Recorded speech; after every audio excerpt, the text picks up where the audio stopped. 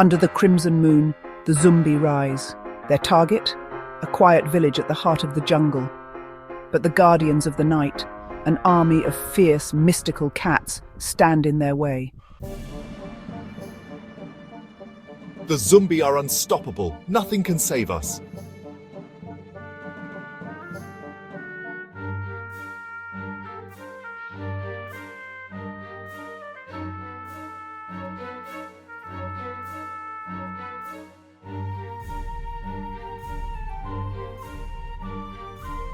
Unbeknownst to the villagers, these were no ordinary cats.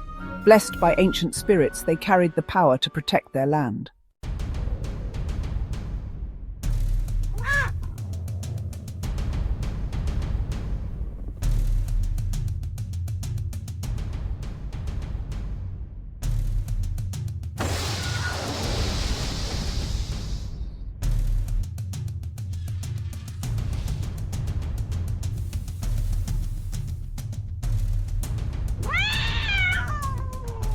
The battle raged on, but the cats fought with unmatched ferocity, their loyalty to the village unwavering. The Zumbi were vanquished, the village saved.